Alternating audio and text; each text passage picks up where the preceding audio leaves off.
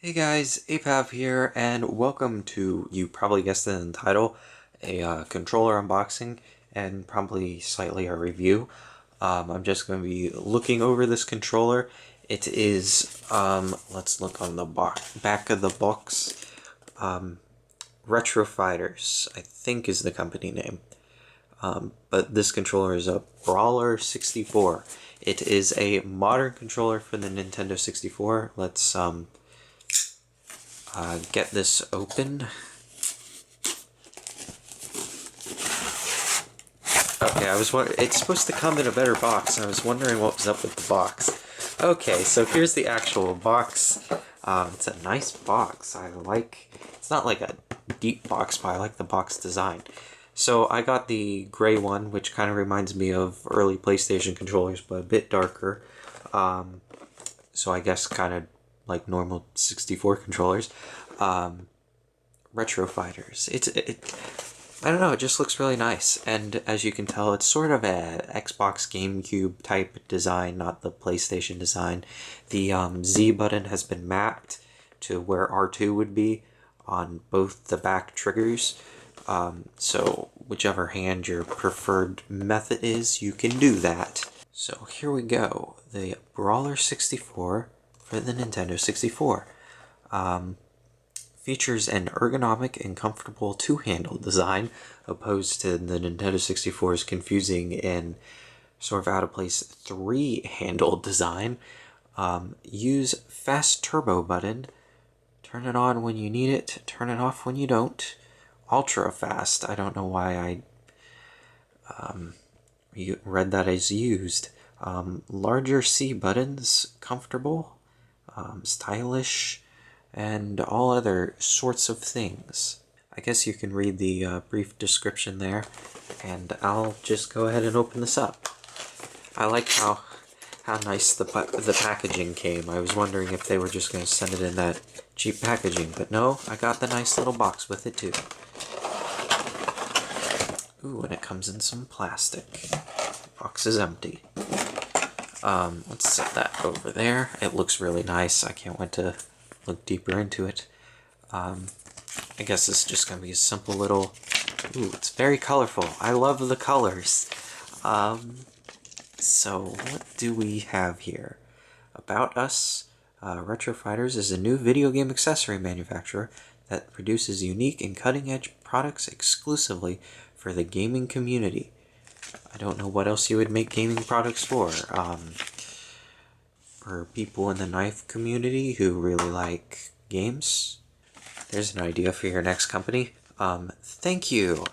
You're welcome. What does the back of this have to say? Well, there's a lot here. Social media. There's their social media. Customer service. That's nice. The setup. To play, simply plug into your N64. Simple enough. The goods. This is what you have ordered. Well, I do like how colorful and nice they packaged everything. It's a very legit product. Where is this made? Like, is the company... I was thinking the company might be British, but obviously it's made in China, but where's the company from? I don't know, it seems very legit, you know? All it is plastered with things that this isn't licensed, but that shouldn't be a problem because every console has like third-party controllers. Okay, let's take this out of the box. It just pops right out, and you even get your save rumble pack thingy back there. The plastic is very reminiscent of just like normal N64 controllers. It feels a lot lighter just because there's nothing in these bits. This is completely hollow because it doesn't have like a built-in rumble feature like PlayStation or Xbox or GameCube. So this is just plastic. So it feels kind of light. Ooh, back triggers feel a lot like the PS4 and possibly the Xbox. They're very, like, I guess you would say spongy, but very smooth.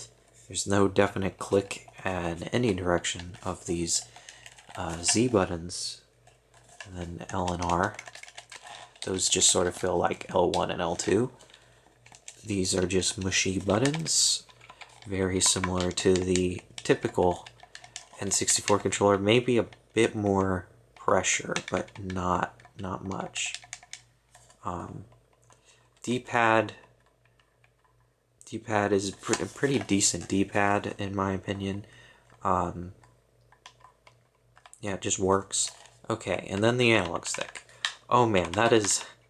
They even did the, like, octagonal thing that the GameCube did. So yeah, it feels a lot like the GameCube, maybe a... I don't know, the GameCube does have a lot of travel on it. So if you like the GameCube's analog stick, it's basically that. I think... Okay, so here's a GameCube controller. It is like half the weight of a GameCube controller. Although this feels warmer, it could just be because it was outside on my porch. I don't know, they're very similar in travel. Now the rubber bits, it feels like, I wouldn't say cheaper, but dustier. It's not as, doesn't have as much grip as the GameCube one. In comparison, here is a original N64 controller.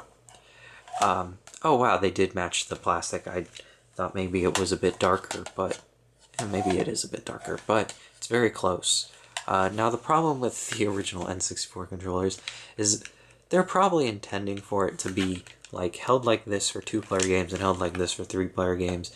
But it just, like, when PlayStation came out with its analog features, it just, like, that made sense, you know, like being able to reach up here from the main analog stick. Now the main problem with these analog sticks is that they go bad after like excessive amounts of use, and as you can see, it's not like the most durable sort of system. They're nice controllers, I guess, for the time, and I haven't really had too big of a problem with mine. Granted, I've only had mine since I was 16, maybe? I was very late to the N64. I'm 22, by the way, so it wasn't like I was 16 in the 90s or something. But yeah, my main point was that these controllers have been wearing out, and now you have a quality alternative that will hopefully last you a bit longer, but also just feel more like a normal controller. I would have liked if the analog stick was down here, because to me it still feels awkward having to reach way up here to use an analog stick. Especially since most N64 games primarily use the analog stick, so you would think that would be in a more dominant position. But obviously, if you're a Nintendo person, you probably use the GameCube more, and you would prefer the analog stick there. That's just a PlayStation preference of mine. I think I like this D-pad more than the one on the GameCube and on the N64 controller. It's very similar to the one on the N64 controller. They look like they're the same size, although it feels bigger. Maybe it's a bit thicker. This one just, like, I don't feel definite directions as much. Probably because it's all one big lump. This one I don't know. Maybe it's just because it feels more like a PlayStation D-pad, and that's my kind of thing. Again, it's very mushy. It doesn't have much travel downward. I think the one... this one doesn't have much travel either. That's probably why I don't like it that much, because it's... You just feel like you're moving it around. You don't even really know you pressed it down. This you can sort of feel it pressing down. Probably won't use that much, though. I think I prefer the buttons on the original N64 controller, because these do press all the way down, whereas these don't press all the way down, and it makes it feel like it's gonna hold up longer. These kind of feel like maybe if I press them too hard over an extended period of time, the, I don't know, leaflet or whatever contact is down there is gonna wear out. But seems pretty legit. I think it'll last for a while. These are $40 and you can find them on like Amazon and stuff, and I probably shared their links multiple times by going through all that paperwork. I'm going to show you a bit of gameplay and just give a bit of commentary over it, just so we get somewhat of an idea of how well they are. Hey guys, welcome to Banjo-Kazooie, and let me turn down the volume in case it's showing up. I have my N64 down here, accidentally sliding the camera off the tripod like a professional YouTuber must do on a regular basis. Here is the controller. I was gonna just record the capture card, but I thought, then you won't get to see the controller, so that makes no sense. I haven't played this game that much, so yeah, I think it says I've only played 22 minutes. Press A to play a game, press Z to erase it. Well, I do not want to erase it. Alright, so analog stick is definitely analog because it's pressure sensitive, and it seems to be working well. I don't think the D-pad does much in this game. You can definitely hear like solid button presses as you're playing the game.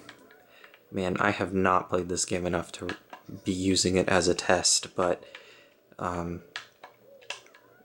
here we go at least. Oh, the C buttons are to move the camera? Now the reason I haven't actually played this game that much is because is this an enemy? Yes, it is.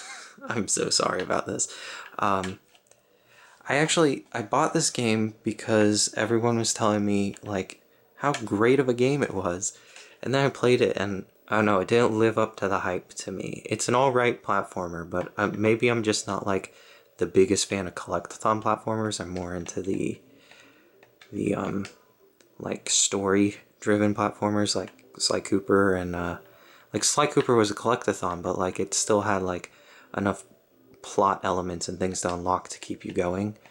This, like their Sly Cooper was a bad example because it's also open world, but I don't know,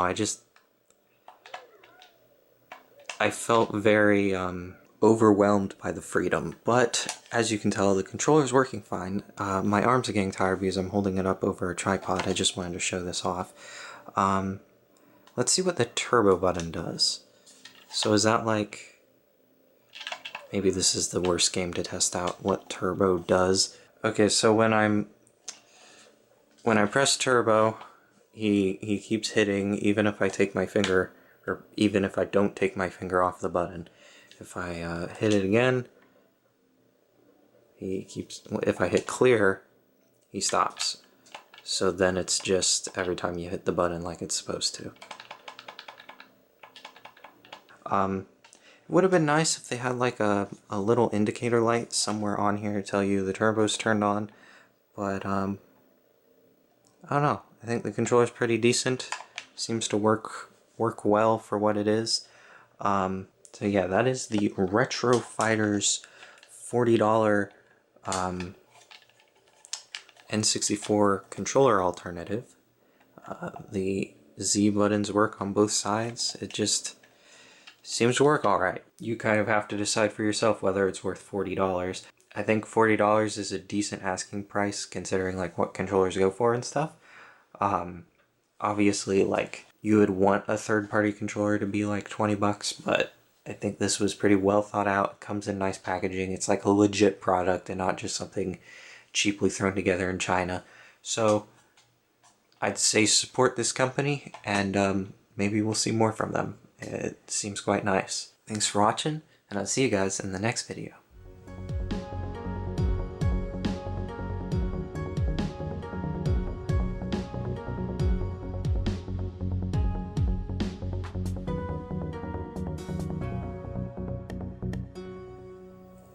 Osco, I'd just like to ask if any of you guys hear the high-pitched noise the standard definition TVs make. A lot of people like don't hear it. I think maybe it has to do with like how old you are, but When I was really little, I don't remember hearing the high-pitched noise that this TV puts off. Which is kind of weird because like the younger you are, the higher pitches you're supposed to be able to hear. So, does anyone else remember TVs like this making that noise? And can you hear it right now? Because I'll definitely be able to hear this in the editing and it'll drive me nuts. But it's something I've had to live with for the past 7 years once I grew accustomed to HD TVs and I guess realized these TVs make that noise. Obviously, the N64 looks much better on this TV than it would on an HD TV. That's why I own this type of TV.